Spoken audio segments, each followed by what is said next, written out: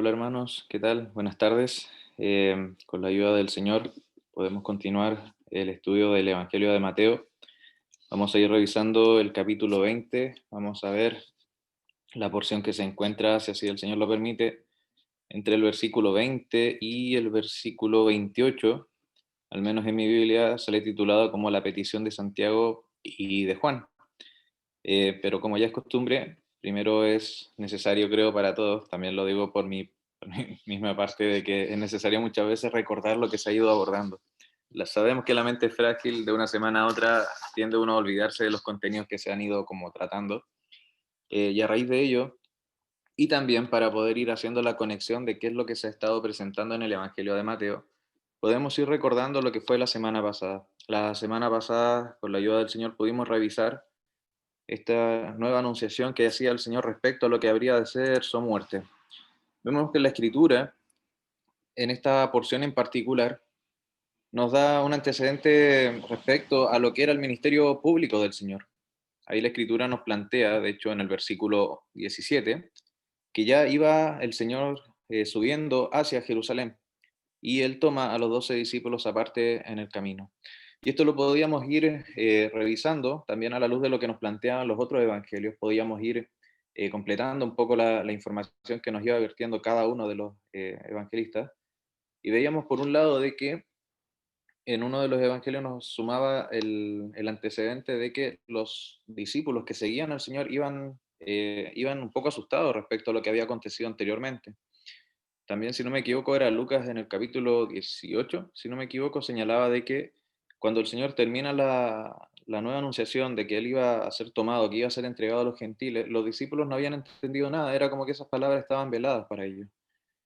Pero era sumamente llamativo porque cuando meditaba en esta porción en particular, les refería a una pregunta la semana pasada y quisiera volver a señalársela, que volvamos a pensar en ello, nosotros, cada uno de nosotros, cómo enfrentaría una sentencia de muerte. Les comentaba esto la semana pasada porque trataba de entender, humanamente hablando, cómo fue el actuar del Señor en aquellos días. Vemos de que el Señor sabía de que prontamente Él ya iba a ser crucificado, iba a ser entregado, iba a ser enjuiciado, iba a tener que soportar todo el peso de parte de Dios respecto al pecado, pero que iba a ser efectuado mediante el actuar de todo este pueblo gentil. Y vemos de que el Señor iba apresuradamente. De hecho, una de las traducciones nos planteaba de que el Señor iba liderando el trayecto hacia Jerusalén. Y les hacía esa pregunta de cómo enfrentaríamos nosotros una sentencia de muerte. Y es porque verdaderamente, en el caso mío lo refería al menos, yo sé que lo enfrentaría con mucho más temor. Lo enfrentaría con, quizás tratando de dilatar lo más posible ese encuentro, ese momento. Pero vemos de que el Señor iba adelante, iba a la cabecera, iba dirigiendo el trayecto hacia la ciudad de Jerusalén, sabiendo de que ese iba a ser el punto en donde iba a ser crucificado. Y esto me maravillaba porque a pesar de lo complejo, a pesar de lo difícil, el Señor muestra interés en todo momento. La palabra también nos refiere de que era el deleite del Señor el cumplir la voluntad del Padre, y aún en los momentos más difíciles efectivamente fue así.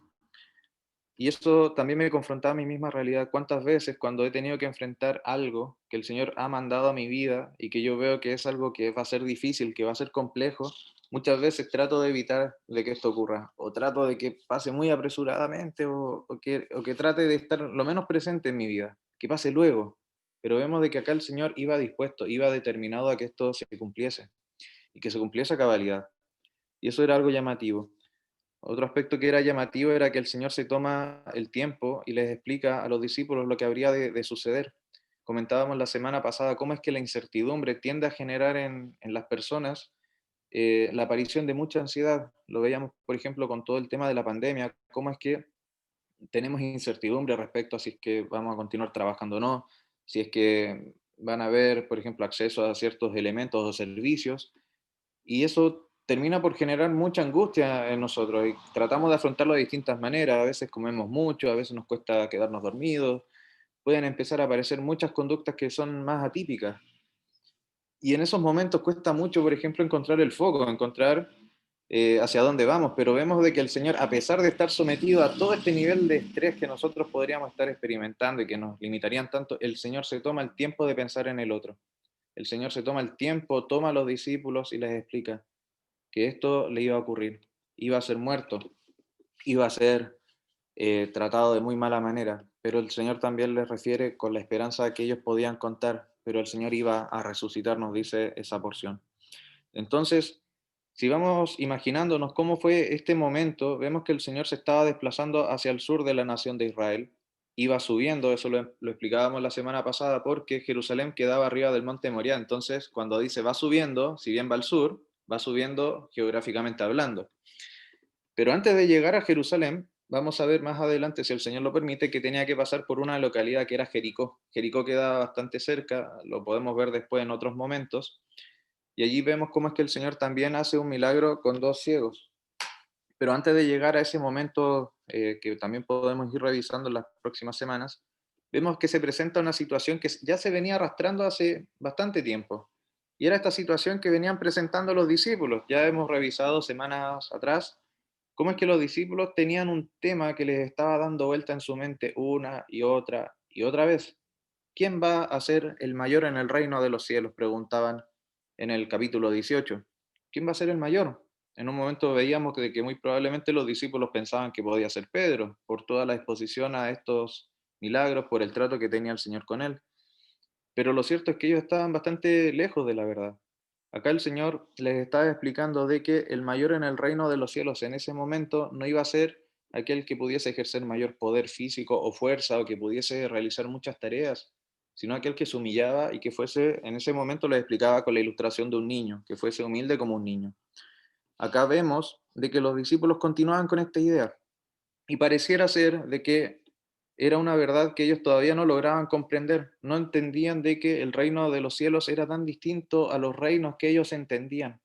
Muy probablemente, tratando de entender un poco la posición de los discípulos, el concepto de reino que ellos manejaban era el reino que ellos estaban viendo en aquellos días. Si nosotros recordamos, la nación de Israel estaba siendo gobernada por el imperio romano, un imperio sumamente sangriento que se imponía con fuerza, que había mucho castigo, etcétera. Esa muy probablemente era la idea de reino que manejaban los judíos también en aquellos días. Por eso es que era tan extraño cuando el Señor les hablaba de un reino en donde no era por fuerza, sino que era en servicio a un otro, que no era el que se gloriaba, sino aquel que se humillaba iba a ser el mayor. Una idea que era muy, muy extraña para ellos. Bueno, lo cierto es que esa era una verdad que ellos tenían que tener sumamente clara. Y me maravillaba porque hoy día, un poco más temprano, antes de iniciar la reunión, trataba de entender la conexión entre la anunciación de la muerte del Señor con lo que se venía viendo, con esta solicitud de parte de Jacobo y de Juan. Y algo que al menos me ayudó a entenderlo fue de que el Señor siempre se antepone a todas nuestras peticiones y a todas nuestras necesidades. Si pudiésemos quizás hacer como el punto uno de este estudio del día de hoy, podría titularlo de esa manera: el Señor siempre se antepone, porque el Señor sabía de que esto seguía dándoles vueltas a los discípulos. El Señor sabía de que esto estaba en su pensamiento. Ellos seguían pensando, bueno, ¿quién va a ser el mayor? ¿Cómo podemos optar a una posición mucho más elevada? Ellos seguían pensando de que el Señor iba a venir a reinar con un gobierno político, con la imposición de poder, con todo lo que ellos conocían quizás del Imperio Romano. Pero lo cierto es que acá el Señor se anticipa y el Señor les explica: no es como ustedes piensan, yo voy a morir, voy a ir a la cruz, voy a ser humillado, voy a ser golpeado, pero voy a resucitar. Y esa es la verdad que los discípulos tenían que tener presente. El Señor se anticipa al deseo que ellos estaban teniendo y les da una respuesta, los orienta hacia dónde debían apuntar. Y luego vemos de que a los discípulos les toma más tiempo comprender esta realidad, porque podemos ver en estos versículos de que nuevamente hacen una solicitud.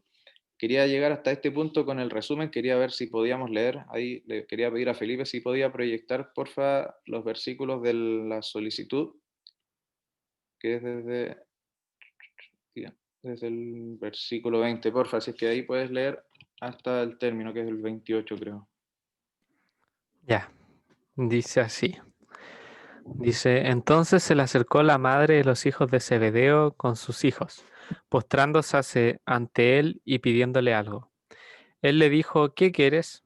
Ella le dijo, ordena que en tu reino se sienten estos dos hijos míos, el uno a tu derecha y el otro a tu izquierda. Entonces respondiendo, entonces Jesús respondiendo dijo, no sabéis lo que pedís. ¿Podéis beber del vaso que yo he de beber y ser bautizados con el bautismo con que yo soy bautizado? Y ellos le dijeron, podemos. Él les dijo, a la verdad de mi vaso beberéis, y con el bautismo con que yo soy bautizado seréis bautizados. Pero el sentaros a mi derecha y a mi izquierda no es mío darlos, sino a aquellos para quienes está preparado por mi Padre. Cuando los 10 oyeron esto, se enojaron contra los dos hermanos. Entonces Jesús, llamándolos, dijo, ¿sabéis que los gobernantes de las naciones se enseñorean de ellas y los que son grandes ejercen sobre ellas potestad? Mas entre vosotros no será así, sino que el que quiera hacerse grande entre vosotros será vuestro servidor, y el que quiera ser primero entre vosotros será vuestro siervo. Como el Hijo del Hombre no vino para ser servido, sino para servir y para dar su vida en rescate por muchos. Al salir ellos de Jericó, hasta ahí, Eh, sí, o continúa. sea, de momento hasta ahí puede ser. Quizás Ya, si alcanzamos podemos echar una leída con más calma al otro encuentro. a ver. Gracias, Felipe. Te quería pedir si podías subir un poquito al inicio de esta porción para ir chequeando ahí también con la escritura. Ahí, súper, gracias. Bueno, ahí Felipe nos muestra el versículo 20. Cuando estaba leyendo esto también hoy día en la tarde, hacía como un corte para ir revisando algunas temáticas para hacerlo un poquito más ordenado.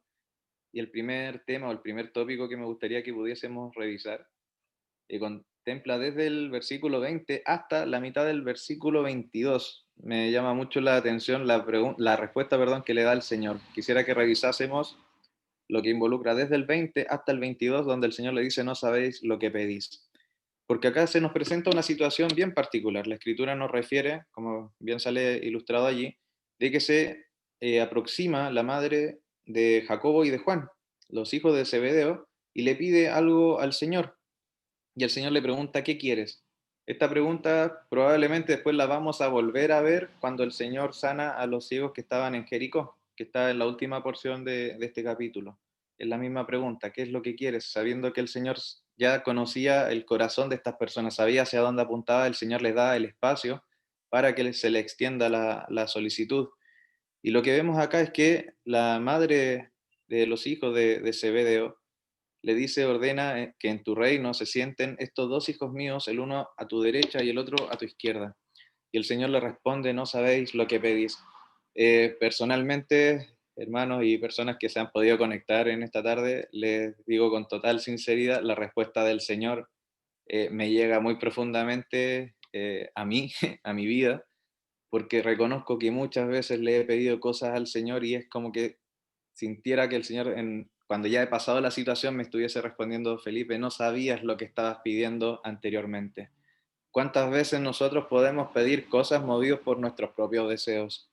Es algo llamativo porque muchas veces nosotros podemos contemplar un escenario, podemos creer de que la petición que le vamos a hacer al Señor es lo mejor, incluso podemos argumentarla bíblicamente, Señor, te pido esto porque tu palabra refiere tales cosas y me va a ayudar a estar más concentrado y me va a ayudar a participar más del servicio, de la obra. Pero lo cierto es que el Señor tiene caminos que no son los que nosotros tenemos presupuestados. Muchas veces el Señor va a hacernos pasar por situaciones que son tan distintas a lo que nosotros en algún momento pudimos haber planificado. Muchas veces nosotros podemos pedir cosas que finalmente nos puedan llevar a nuestra destrucción. Y eso es algo que me llamaba mucho la atención. Un hermano refería respecto a esta respuesta que da el Señor, no sabéis lo que pedís, incluso ilustrándolo cómo es el rol parental, cómo es que un padre, por ejemplo, cuida y ejerce su parentalidad con un hijo. Y decía de que un padre amoroso no le va a decir que sí a todo lo que el hijo le pide, porque van a haber cosas que el hijo le pueda pedir que lo puedan poner en riesgo o que puedan generar un daño. Y lo cierto es que nosotros tenemos un padre sumamente amoroso que nos guarda, que nos protege y que muchas veces va a mostrarnos un camino totalmente diferente al que nosotros estamos pidiendo. A veces esos anhelos que pueden ser muy repetitivos, que pueden ser muy recurrentes, no están cimentados en cumplir con la voluntad de Dios para nuestra vida. Y eso me asombraba, me maravillaba, porque el Señor, insisto, tratemos de llevarlo siempre al plano de lo que estaba ocurriendo en aquellos días. El Señor se estaba trasladando hacia Jerusalén, iba caminando, muy probablemente iba con hambre, iba acompañado de mucha gente. Humanamente hablando, quizás estaba con su pensamiento puesto en todo lo que se venía, en la entrada a Jerusalén, en lo que habría de ser la última cena, en lo que habría de ser también su arresto, su crucifixión. Probablemente estaba con todos esos pensamientos, pero el Señor también estaba guardando el espacio para dar respuesta a las peticiones que se le extendían.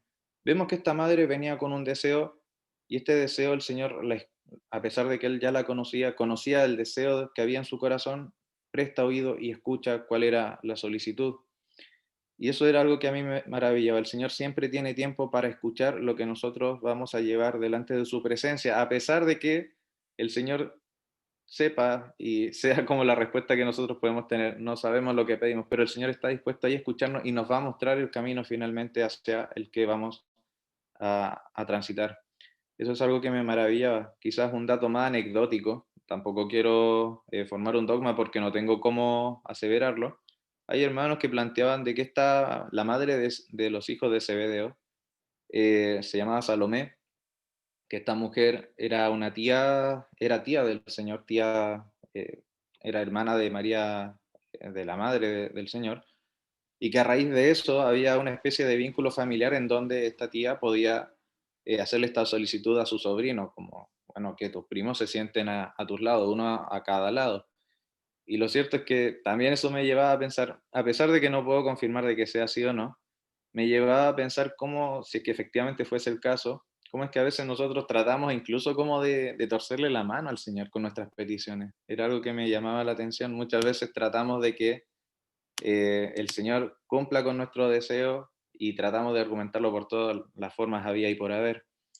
Pero insisto, acá el Señor le da una respuesta para que ellos piensen. ¿No sabéis lo que pedís? Y luego de eso hace unas preguntas que quisiera dejar una pequeña pausa por si es que hay algún otro hermano que quisiera comentar antes de poder explicar qué es lo que se refiere con el concepto del vaso que ha de beber el Señor y el bautismo con el cual habría de ser bautizado. Al menos quería llegar hasta este punto antes de continuar con el resto del pasaje.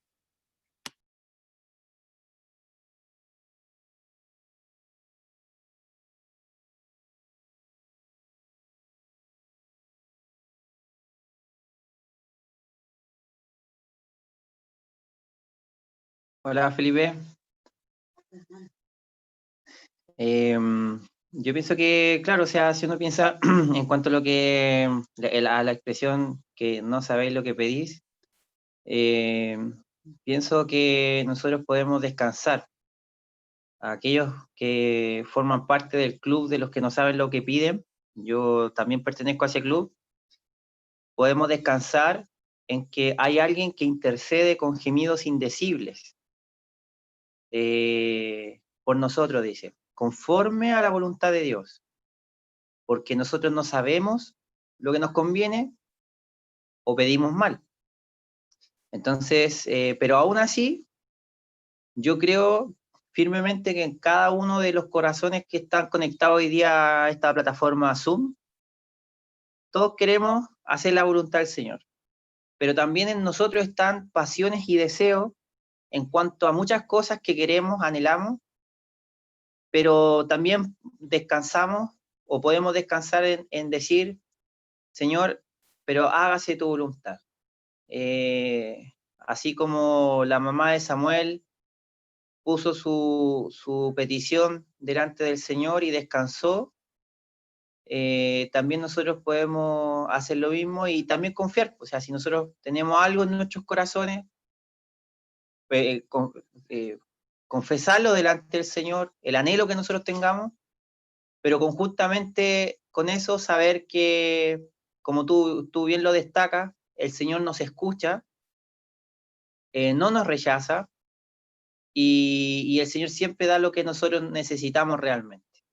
Así que eso es lo que quería agregar, Felipe. Súper, sí, efectivamente. O sea, el Señor nos va a dar lo que nosotros necesitamos en todo momento, incluso cuando eso sea algo desagradable de experimentar. concuerdo también con lo que señalabas tú, Cristóbal, el hecho de que nosotros, a pesar de no conocer qué es lo que podemos pedir de buena manera, pero saber de que el Señor sí sabe qué es lo mejor para nosotros, nos debe dar ese consuelo, esa paz, sabiendo de que el Señor va a elegir correctamente. Nosotros podemos pedir cualquier cosa, pero el Señor sí nos va a dar lo que sea lo mejor para nuestra vida y también para nuestro crecimiento espiritual. Súper, súper gracias por el comentario. No sé si hay alguien más que quiera comentar. No sé si ahí Felipe quería comentar algo más. Si no, para continuar. Em, sí, pensaba que en un sentido está muy relacionado em, el hecho de que ellos, de que ellos creían que a través de su mérito eran capaces de merecer ese lugar que ellos solicitaban en el fondo. Es como, es como ser un buen trabajador, es como hacer las cosas correctamente para lograr un ascenso. Esa es como la impresión que me da de los corazones de los discípulos. Porque cuando el Señor le hace esta pregunta de ¿podéis beber del vaso que yo he de beber y ser bautizados con mi bautismo? Con el bautismo con que yo soy bautizado, y ellos le dijeron, podemos. Ellos le dijeron, podemos. Em, es como cuando una persona aplica un trabajo y te preguntan, y bueno, ¿sabe hacer esto? ¿Sabe hacer esto otro? Y uno dice, sí, yo puedo, porque uno se siente capaz de cumplir ese rol, de cumplir ese rol. Y creo que los discípulos se sentían muy capaces de cumplir aquel lugar que ellos querían, que era sentarse a la derecha y a la izquierda.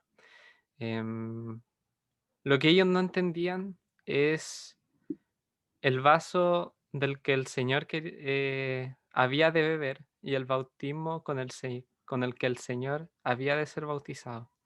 Y creo que ellos en el fondo tampoco entendían la profundidad de su solicitud, no entendían lo que era el reino, no entendían en qué clase de reino ellos querían sentarse, a la diestra y a la izquierda. Eso, creo que Felipe iba a comentar luego eso, así que no, mejor guardo lo que tenía pensado para después. Sí, gracias por el comentario, Felipe. Claro, efectivamente, de hecho la expresión que refería me hacía mucho sentido, ese ejemplo, esa analogía como de quien postula un nuevo trabajo y lo ve como un atributo que debe contar la persona para poder optar a ello. Es como, puedes hacer esto, puedes beber el vaso, sí, yo puedo, para poder efectivamente, o sea, para recibir finalmente lo que estaban pidiendo. Pero claro, ahí conectando con lo que ya veníamos conversando, los discípulos no sabían lo que implicaba verdaderamente, primero, el reino de los cielos, que era algo tan distinto a su pensamiento, a lo que ellos contemplaban como reino, y por otro lado, qué es lo que en verdad simbolizaba el bautismo con el cual el Señor iba a ser bautizado, y esto que también se expresa, el beber del vaso que el Señor iba a beber. Quizás trayendo un poco a colación, no me acuerdo si fue la semana pasada o hace 2 semanas, les comentaba una cita de un hermano que hablaba sobre este tema y que la encontraba muy elocuente y quería reiterarla. Decía que los discípulos no entendían la implicancia de lo que estaban pidiendo, ni Jacobo ni Juan. Dice, ellos querían corona sin cruz, querían gloria sin sufrimiento, querían honra sin humillación. Y lo cierto es que todo lo que se venía, todo esto que el Señor les pregunta, implicaba sufrimiento, implicaba también una prueba no menor para ellos. El concepto del vaso que habrían de beber, quería comentarles respecto a ello, apuntaba a ciertos pasajes del Antiguo Testamento, apuntaba a un trato que tenía Dios en particular con quienes iban en contra de su voluntad. Hay dos pasajes, para no extenderme en sobremanera en ello, para que los podamos traer a colación y entendamos a qué estaba apuntando el Señor cuando les refiere esto de si es que podían beber el vaso. Uno se encuentra en Isaías 51, en el versículo 17, dice así la palabra del Señor: despierta, despierta, levántate, oh Jerusalén, que bebiste de la mano de Jehová el cáliz de su ira, porque el cáliz de aturdimiento bebiste hasta los sedimentos. El otro está en Jeremías 25, eran dos versículos, era 25, versículo 15, dice, porque así me dijo Jehová, Dios de Israel, toma de mi mano la copa del vino de este furor, y da a beber de él a todas las naciones a las cuales yo te envío, y beberán y temblarán y enloquecerán a causa de la espada que yo envío entre ellas. En definitiva, el concepto del vaso que habrían de beber en el Antiguo Testamento lo que estaba apuntando era a un concepto de juicio, era un concepto de ira de parte de Dios para con quien lo recibía. Entonces el concepto de acá que se está aplicando, el Señor lo estaba ligando a una retribución, al recibimiento de parte de ira, de parte de Dios. Entonces no era un vaso cualquiera, no era simplemente tomar una copa y ya, era el sometimiento a todo lo que se vendría más adelante. También lo podemos ver posteriormente, por ejemplo, en la expresión que el Señor exclama en el huerto de Getsemaní, cuando le pide al Padre de que si fuese posible que pasase de él aquella copa. Y es llamativo, sé que hay mayor riqueza en cuanto a la tradición judía respecto a esa copa en particular. No la manejo, tampoco voy a hacer el intento de hacer algún comentario que pueda escapar de mi conocimiento, pero sí podemos tener presente de que esta copa apunta al derramamiento de la ira de parte de Dios respecto a lo que se vendría. Por otro lado, el concepto del bautismo no está tan alejado. El bautismo que se plantea acá, leía un comentario de John MacArthur en la Biblia de Estudio, que planteaba respecto a los sufrimientos en los cuales el Señor iba a ser sumergido. Y claro, y me hace sentido porque verdaderamente cuando el Señor le responde posteriormente a los discípulos que ellos también habrían de ser bautizados con este mismo bautismo, entendemos que el mismo sufrimiento que experimentó humanamente el Señor también fue experimentado por muchos discípulos. Muchos de los discípulos fueron perseguidos, fueron atormentados y muchos fueron finalmente asesinados respecto a la propagación del Evangelio. Eso lo sabemos como un dato histórico, pero sabemos de que en aquel momento el Señor estaba apuntando a cómo habría de ser el trato que habrían de recibir también los discípulos. En definitiva, tanto el vaso que apunta al trato que iba a tener Dios con quien recibía este trato de ira, también apunta al otro aspecto que es del bautismo, del sufrimiento que habrían de padecer. Era una realidad sumamente potente, pero al parecer, acá podemos ver, y gracias por el ejemplo nuevamente que dio Felipe, los discípulos no tenían una conciencia sumamente clara respecto a lo que el Señor estaba apuntando. No sé si ahí querías comentar algo más, Felipe. Habías comentado de que habías quedado con algo como más en el tintero que ibas a guardar. Por si es que quieres, también puedes señalarlo respecto a este pasaje o después lo comentas. Em, Nada, pensaba. mm, es que, no, claro.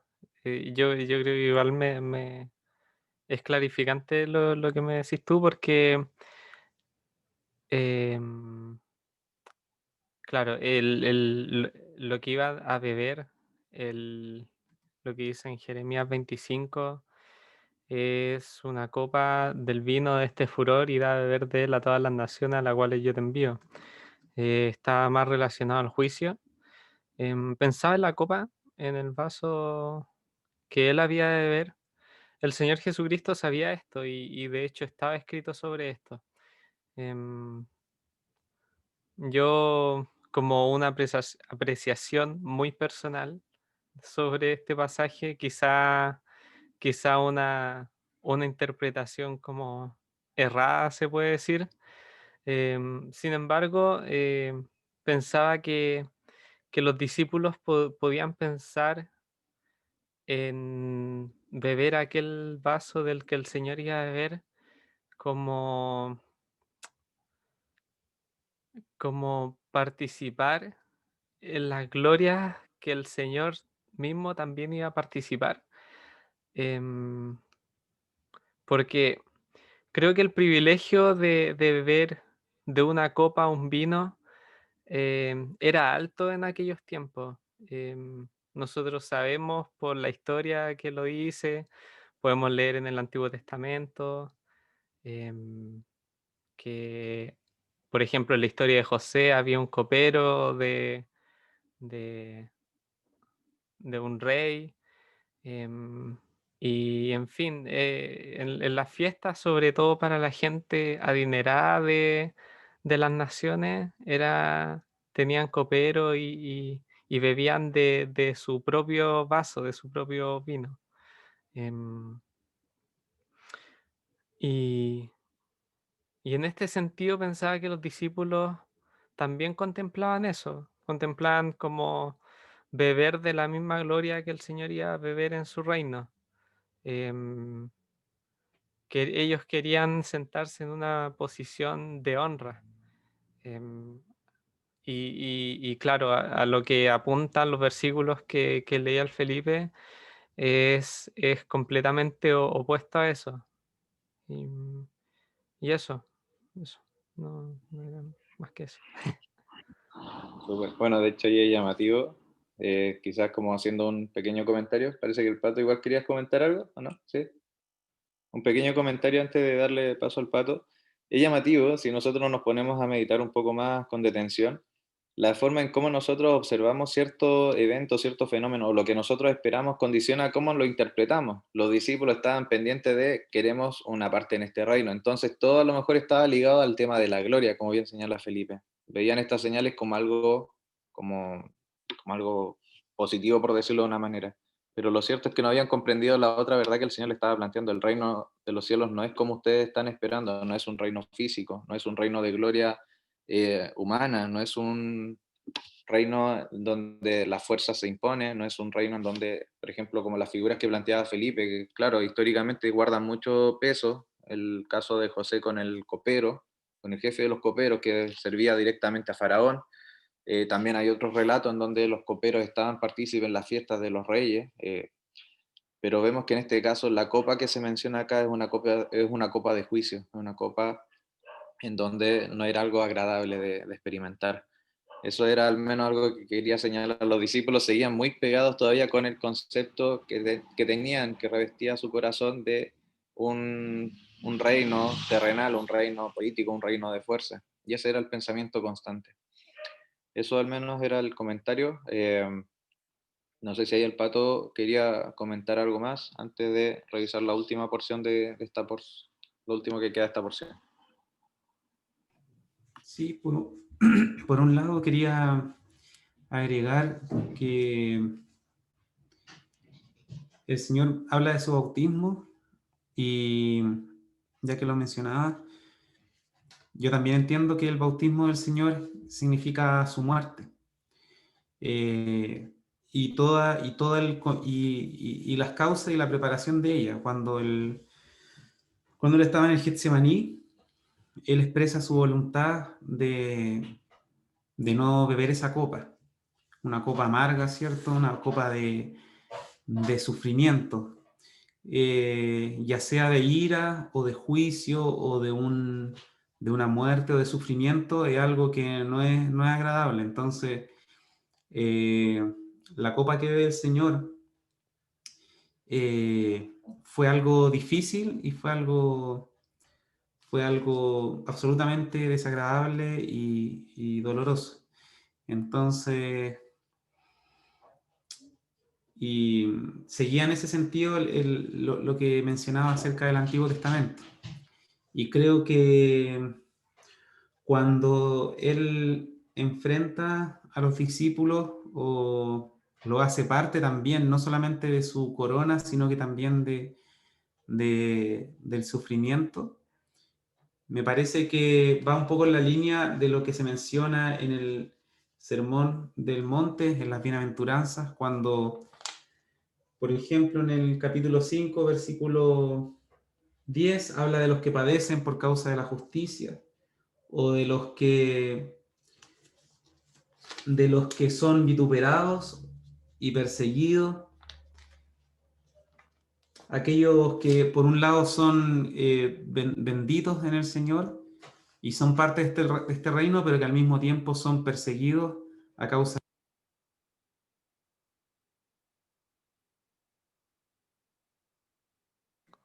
Pato, se fue el aire, o sea, el audio. No se escucha. ¿Y ahí? Sí, ahí sí. Sí, decía que si bien el creyente no tiene necesidad de morir para ser justificado, porque el Señor ocupó nuestro lugar en ese sentido, pero a la vida cristiana, en la vida cristiana existe una muerte, en el sentido de que hay una renuncia, hay un menguar, hay una muerte voluntaria que acompaña a la presencia del Espíritu Santo en nosotros. Y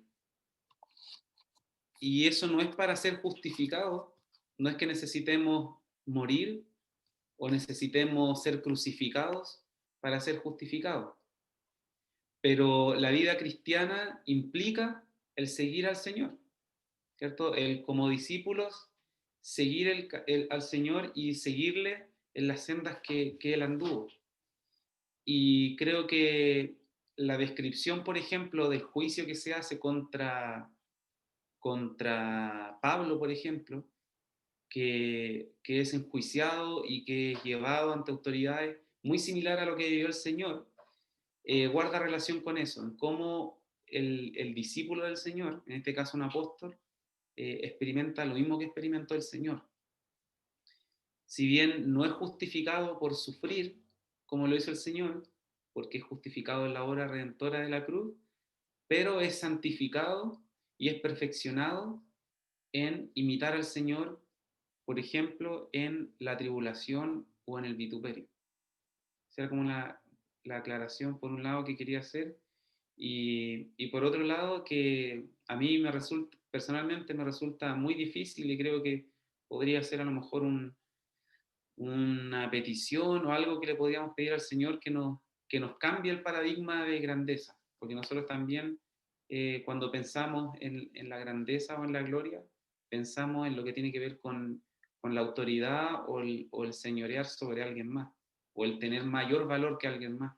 Entonces, es algo que yo personalmente necesito aprender, que el Señor invierta ese valor, y que nos haga mirar las cosas como las ve el Señor, y que realmente el mayor es el que se humilla más y el que sirve más.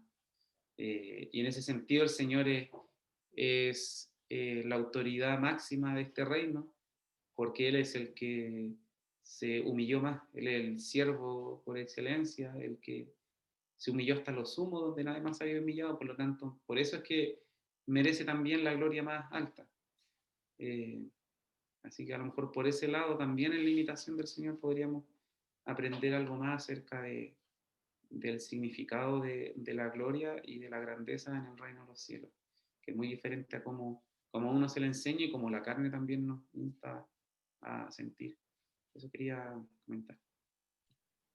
Súper, gracias Pato. De hecho, el comentario que estaba haciendo se liga muy bien también con lo que es el término de esta porción, porque, bueno, el Pato señalaba, y concuerdo, creo que es una petición súper válida para cada uno de nosotros, porque creo que está en nuestra propia carne el hecho de pedir o tener ciertos parámetros de cómo opera el reino que no se ajustan a lo que el Señor nos muestra mediante su palabra. Muchas veces, en ese sentido, creo que cada uno se puede hacer ese autoexamen.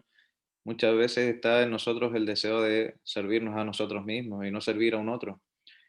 Y vemos de que eso se veía también en los discípulos. Los discípulos se enojan, nos dice acá la palabra del Señor en el versículo 24, con los dos hermanos, no por un deseo, no por un enojo santo, como a veces lo refiere la Escritura, sino porque era un enojo muy humano, muy carnal. Estos dos hermanos se les habían adelantado en la petición que todos ellos estaban conversando en más de alguna oportunidad. Todos querían ser el mayor en un reino político, querían tener una posición de preeminencia o de prominencia, pero lo cierto es que ese enojo estaba ligado a ellos. Ellos estaban velando por sus propios intereses y vieron de que estos otros discípulos se les habían adelantado.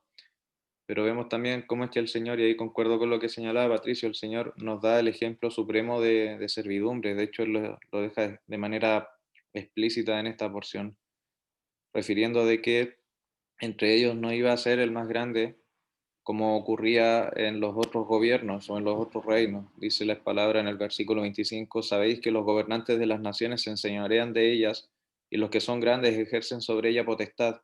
Eso es lo que ocurre en estos reinos de carne, en estos reinos de este mundo. Más entre vosotros, entre los discípulos, entre quienes somos creyentes, no será así.